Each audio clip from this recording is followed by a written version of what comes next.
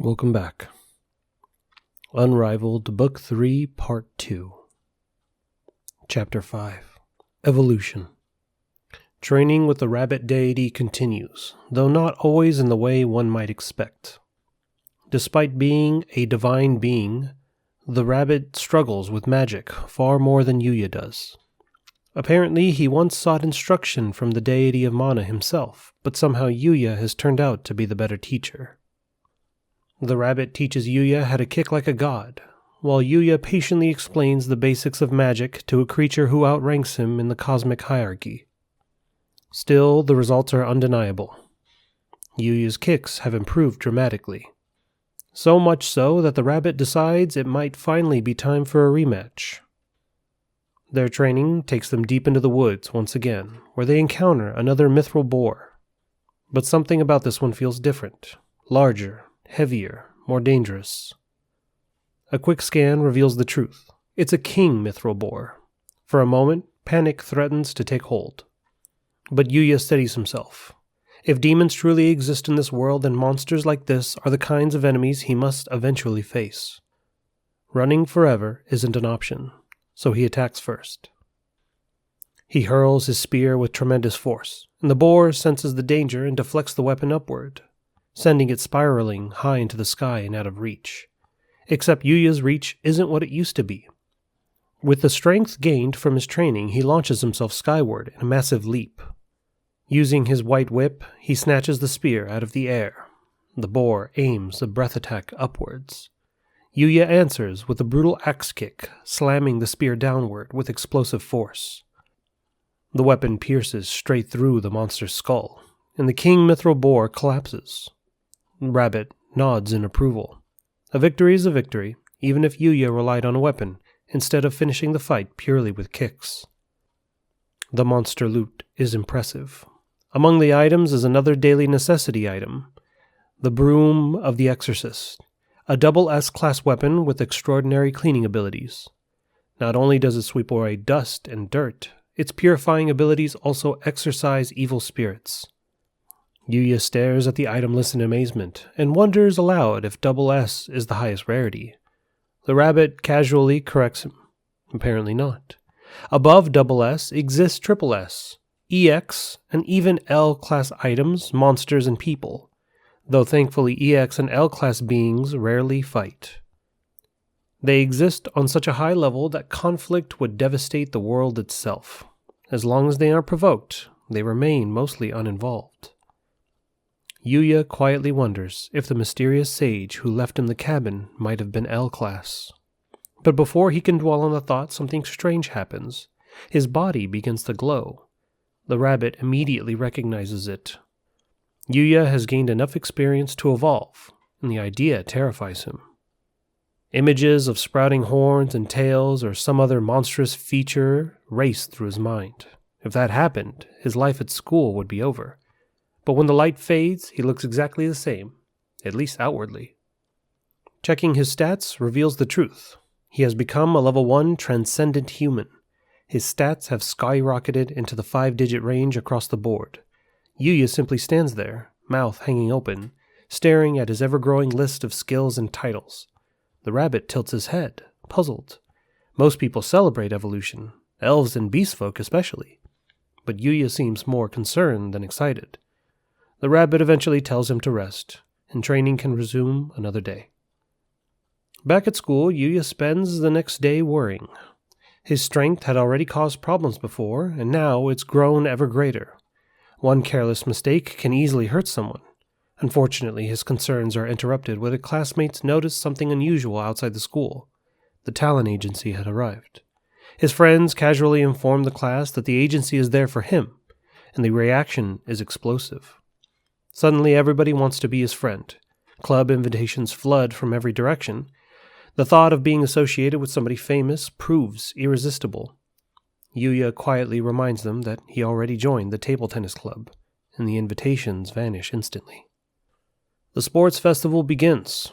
On the day of the sports festival, Miss Sawada once again bluntly reminds the class that the results will affect her end-of-year bonus. By now, the students are used to her honesty. No one cheers, no one complains, they simply accept it. When Yuya arrives at the table tennis venue, he's stunned to see photographers and film crews already waiting. The agency has clearly committed to covering the event.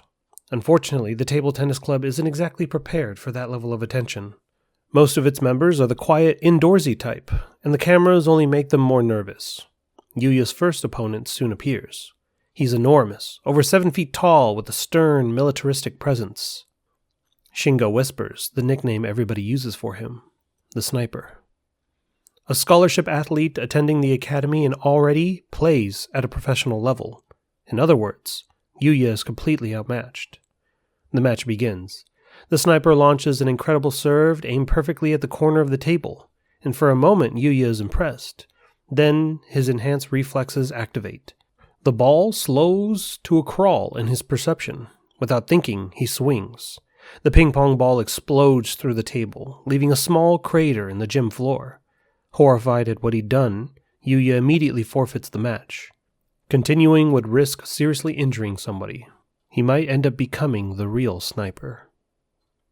Afterward, Yuya checks up on Shingo, only to find that he lost his own match as well.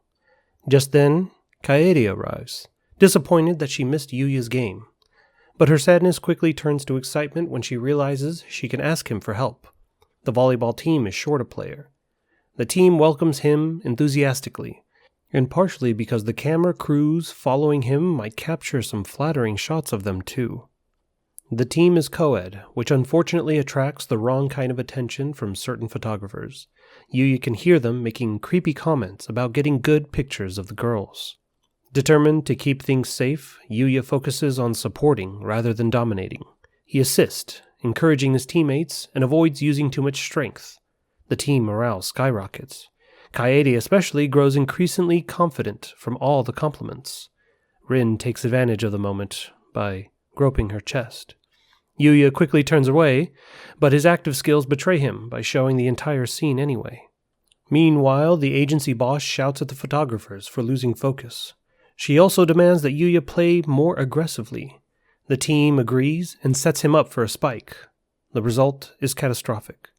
His spike destroys the net and destroys part of the gym floor. The opposing team forfeits immediately. After that, every team that realizes they will face Yuya forfeits as well. The volleyball tournament ends without another match. Yuya feels slightly disappointed at the anticlimactic victory, but his teammates are thrilled, and their happiness eases his guilt. Later, a commotion erupts near the tennis courts. A player is being carried away on a stretcher. Nearby, Kaori sits on the ground, nearly in tears. Her partner had been injured, which means she'll have to forfeit. Without thinking, Yuya volunteers to replace him. Kaori immediately jumps to her feet and accepts. The match begins, and her first serve nearly hits Yuya in the head. He quickly realizes this is probably how her original partner got injured. The opposing team targets her relentlessly, knowing that she's the weaker player. Yuya quickly covers for her mistakes, retrieving shots and keeping the match alive. At match point, Kaori lunges for what should be an easy shot, but trips. Yuya leaps into action, returning the ball and catching her mid-fall at the same time. They win the point. Afterward, her original partner stubbornly returns despite his injuries, and immediately gets knocked out again. With no other choice, Kaori finally forfeits. The photographers excitedly show Yuya the pictures they captured during the match. One photo in particular stands out, Yuya carrying Kaori in the princess carry. Her gloomy mood instantly lifts. She leans closer to him to see the photos. Both of them blush, and the photographers gleefully take more pictures of them. As the festival ends, Yuya heads for the school gate. To his surprise, Kaori is waiting for him. She asks if they can walk home together and insists on treating him to dinner as thanks for helping her. Yuya responds smoothly, saying spending time with her is reward enough. Kaori smiles. She tells him to close his eyes, and a moment later she kisses him on the cheek. Yuya instantly recognizes the feeling. It's the same kind of kiss Luna gave him. But this time he chooses to pretend he doesn't understand what happened. Chapter 6. A Town in Another World. Back in the royal capital of Montress, Sir Owen and the knights finally return to report to King Arnold. Unfortunately, the king is already in a terrible mood. The report only makes it worse. His irritation immediately sharpens when he notices Luna standing among them. Pointing directly at her, he demands to know why an unfamiliar woman had been allowed into the royal audience chamber. Owen attempts to carefully explain the situation. Luna does not. With complete bluntness, she announces that she's the assassin who attempted to kill Princess Lexia. The room explodes with tension. King Arnold draws his sword instantly and swings at her without hesitation. Luna reacts just as quickly. Her threads bind the king's arms before the blade can reach her. Rather than becoming angrier, the king actually looks impressed. His sword possesses magical properties, yet Luna chose not to block it directly. She restrained his arms instead. A clever decision. Before the situation can escalate further, the doors burst open, and Lexia storms into the room. The king freezes in panic. From her perspective, it probably looks like he's trying to execute her guest. Unfortunately, he's still tied up by Luna's threads, which makes explaining things even harder. Lexia declares that if her father harms Luna, she'll hate him forever. As a devoted father, King Arnold takes this threat extremely seriously. With visible reluctance, he allows Luna to serve as Lexia's bodyguard. The two girls leave together, leaving Owen behind to finish the report.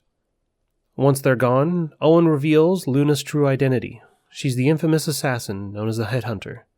The king nearly explodes again when Owen casually adds that after the failed assassination attempt, they all spent the night at Yuya's cabin in the forest. The image of his daughter staying in a strange man's house proves too much. King Arnold begins wildly swinging his sword around the throne room in a full-blown panic. Owen desperately tries to reassure him that nothing improper happened, but the king refuses to calm down. Finally, Owen changes tactics. He points out that Yuya appears to possess extraordinary strength, charisma, and possibly even a noble lineage from another nation. Making an enemy of somebody like that can create serious diplomatic problems. That argument finally manages to cool the king's temper, at least a little. Elsewhere in the palace, far from the throne room, a hooded spy kneels before Prince Rygar. The prince listens with growing shock as the man delivers his report. The rumors are true. There really is someone living out in the Weld. Even worse, the assassin hired to kill Lexia, the legendary headhunter, failed her mission. Not only that, but she had now sworn loyalty to the princess as her personal bodyguard. Rygar had expected good news. Instead, everything had gone wrong. The prince's anger turned cold and calculating. If killing Lexia failed, then the next target would be the king himself. He hands the spy a mysterious orb capable of projecting an anti-magic field. The king normally surrounds himself with powerful sorcerers, but with this device neutralizing magic, assassinating him becomes far easier. Then, Rygar outlines the final step of his plan. When the mysterious man from the Weld inevitably appears, the prince will blame the assassination attempt on him and Lexia. Meanwhile, back in modern Japan, Yuya remains blissfully unaware of another problem forming around him. His popularity is skyrocketing. The sports festival photos have been published in a magazine, and readers quickly realize that the model that they've been admiring attends Osei Academy. Before long, small groups of fans begin waiting outside the school gates just for a chance to see him. Yuya has absolutely no idea that this is happening. With the festival finished, Yuya's 3-day weekend begins. He decides that this is a perfect opportunity to visit the king in the other world. But first, he needs money.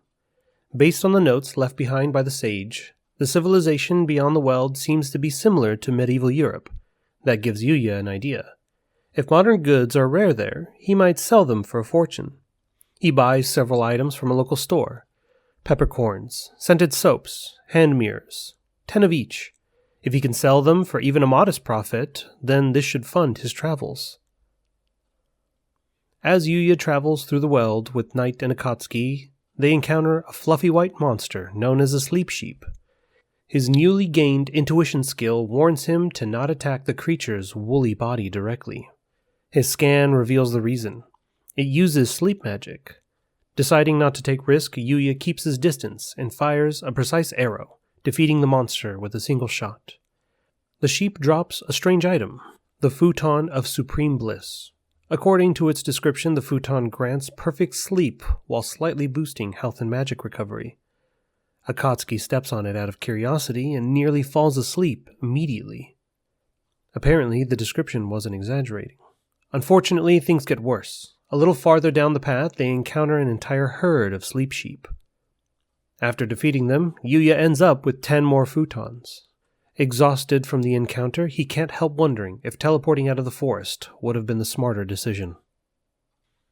Eventually, Yuya reaches the town Owen mentioned.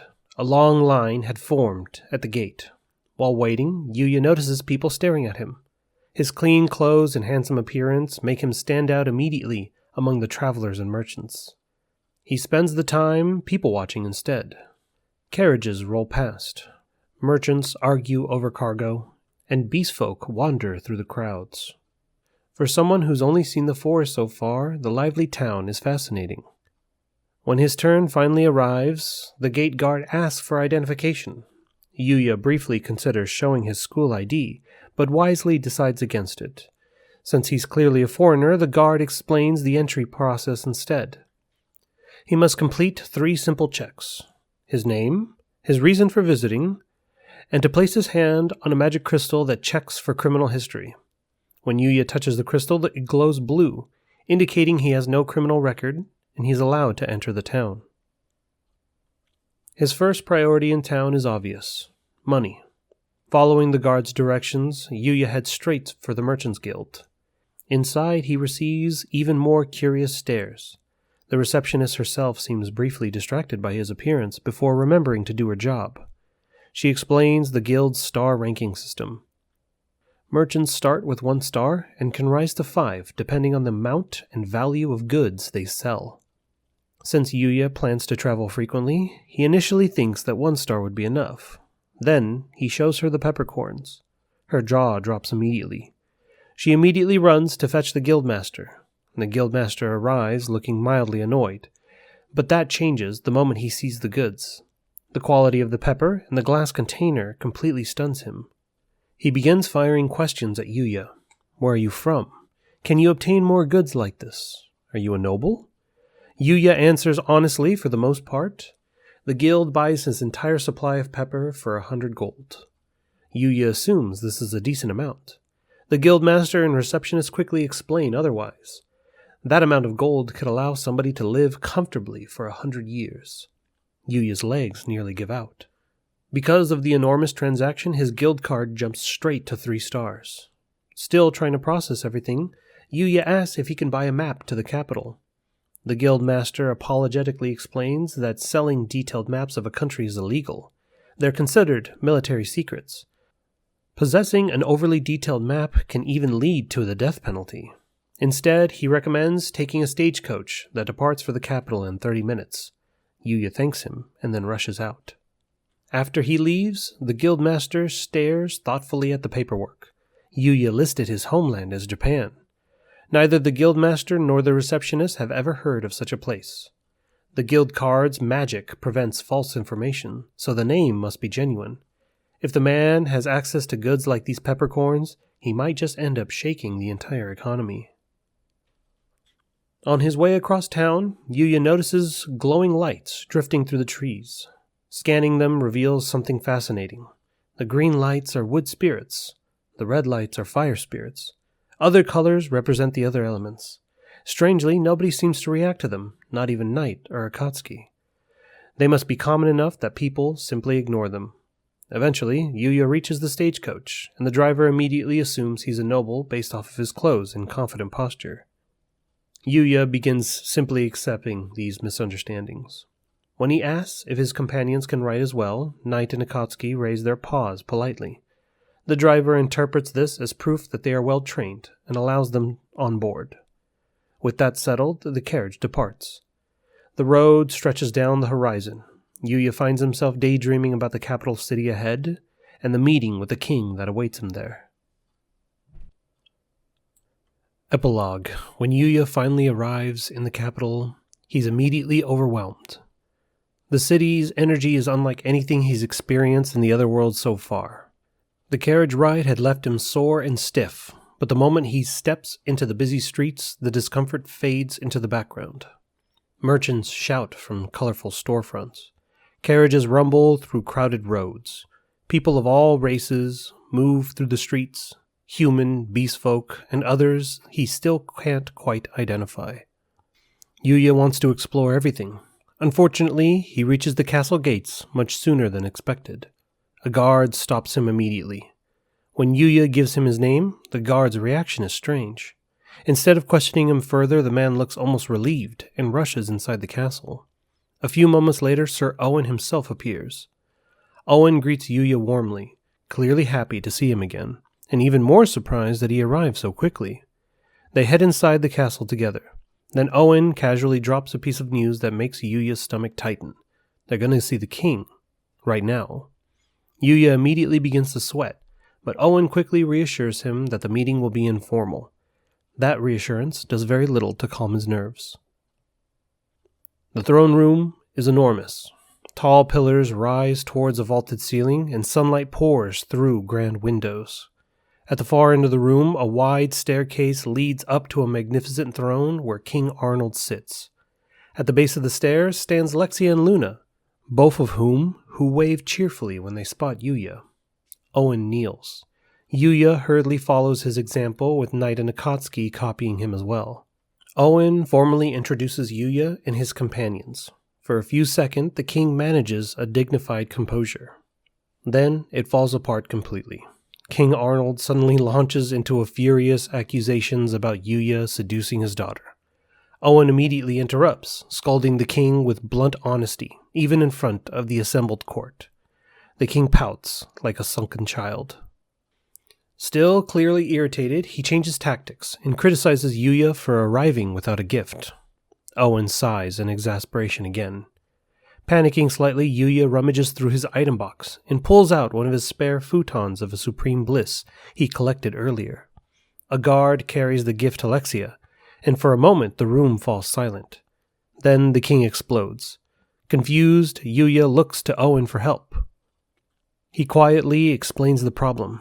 In this kingdom, offering bedding to somebody of the opposite sex carries a very specific implication. It is essentially the equivalent of a marriage proposal. The royal guards have to physically restrain King Arnold as he struggles to lunge at Yuya. Before the chaos can escalate any further, the glass ceiling above the throne room suddenly shatters. Black-robed figures crash down into the chamber. The king's court sorcerers react instantly, launching fireballs at the intruder. But something strange happens. The flames vanish mid-air. The leader of the attackers is holding a glowing orb, one that generates a powerful anti-magic field. The kingdom's sorcerers are effectively neutralized. For Yuya, however, the situation is different. Since most of his strength is physical, the anti-magic field barely slows him down. He rushes forward and delivers a single kick. The impact sends one of the attackers flying across the room, crashing into several others like bowling pins. Curious, Yuya tries something experimental. He attempts to summon a fireball in his hand, just to see what it feels like with his magic suppressed. To his surprise, the spell works perfectly. The assassin leader stares at him in stunned disbelief. That moment of shock proves fatal to the attacker's plan. With their formation broken, Owen and the royal guards quickly overwhelm the remaining intruders. Once the assassins are restrained, the guards begin searching them. Owen soon finds something deeply troubling. One of the attackers carries a coat of arms, a royal coat of arms, specifically the one belonging to Prince Rygar. The room falls silent. Realizing that his own son may have orchestrated the attack, King Arnold's expression darkens. Without saying another word, he turns and storms out of the throne room. After the king leaves, Owen turns back to Yuya with a troubled expression. He apologizes. Yuya came to this kingdom as a guest, yet he was immediately dragged into royal politics and even forced to help defend the throne. Owen lowers his head slightly. The kingdom may be facing a crisis, and whether he intended to or not, Yuya has already become a part of it. End of Book 3.